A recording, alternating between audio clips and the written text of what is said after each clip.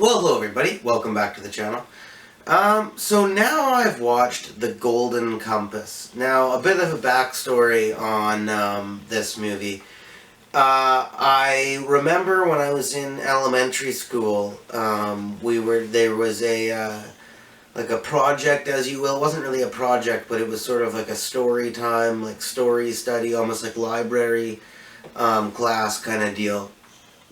And the teacher, like each week, we would listen to like two or three chapters of Philip Pullman's His Dark Materials, but the book we read was The Golden Compass. And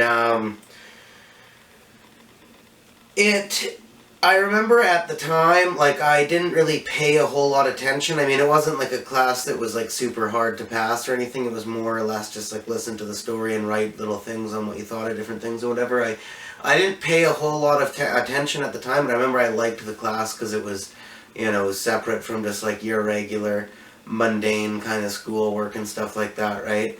And I remember actually getting into listening to the book a bit. Like, I remember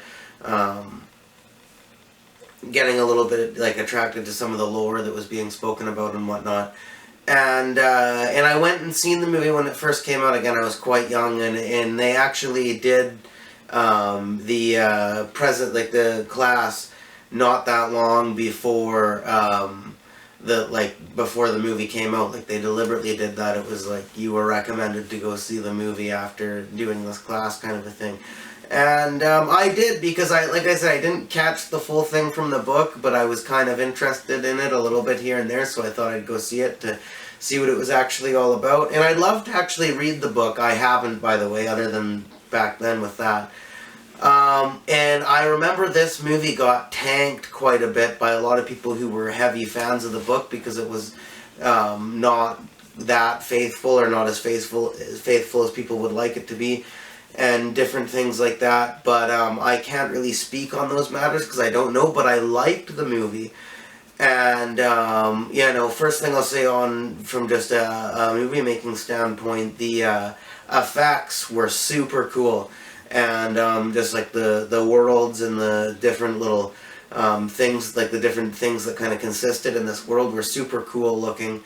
And the ice bears were awesome looking and super cool. I loved it near the end of the bears and all the like steel plate armor like that. That's super cool.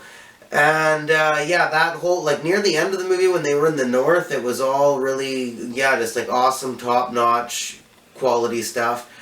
The story, it was a really good story. Like, actually, asides any of the other, like, if it didn't have as good of a story as it did, some of the other flaws, even some of the ones that people talked about at the time, would have been more noticeable to me. But I did actually get myself quite wrapped up into the story and found it really, really good. And I heard that there was some difficulties. I've heard from just like my researching movies in general, that there was some heavy difficulties behind the scenes of this movie and disagreements and stuff like that. And that always kind of it always kind of makes me a little bit upset when I hear that. Like, I feel a bit bad, especially because I heard that the director, I don't know much about him, and I don't know what other films he's done really, but I heard that he was like a super fan of the original book and the story and everything, and wanted it to be told properly. But there were other people involved in studios that were holding back on quite a few things. It seemed like there was going to be more like gore, like it was going to be a bit more edgy, and some scenes were going to be a bit more edgy originally. And it also, I think, some of the political matters behind, because as much as it's sort of like a fairy tale and fantasy, and it's the story's meant, like, you can read it to people in elementary school and stuff like that, and it's kind of a family kind of a thing, it's still got some heavy political subtext to it. And I remember there were rumors of some people unsure of whether the movie would make any money or anything if they made it too sort of, as I said, like edgy, close to the edge of what borders between what's appropriate for like family and what's more deeper subject matter. And I will say, if that's the case to the director, I still think he did a really good job at crafting a good movie. And even with the setbacks, a good movie still came out of it. And if I didn't know that, I wouldn't have. If I didn't come upon that in my research, I wouldn't have thought anything like that about the movie. So maybe the setbacks weren't all that bad at the end of the day. And I'm excited for the HBO series. I know that there's coming out with a HBO series of His Dark Materials, and I'm stoked on seeing that too, and I hope I get to, and if I do, I'm going to review that as well. But yeah, I hold true. I mean, again, this movie does have nostalgia for me because it reminds me of those days, and it was a good time and everything, right? And like I said, sometimes like when you're young and you see a movie, or there's some sort of context you have with the movie from being young or something like that, it just adds a little bit of extra.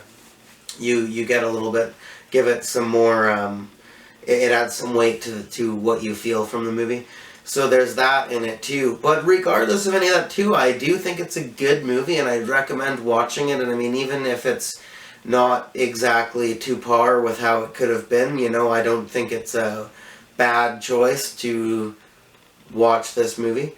And yeah, I give this movie a B+ actually at the end of the day. And again, there's some nostalgia heavily involved in that rating, but still, no, I mean, it's at least on just a technical level, it's at the very least a B.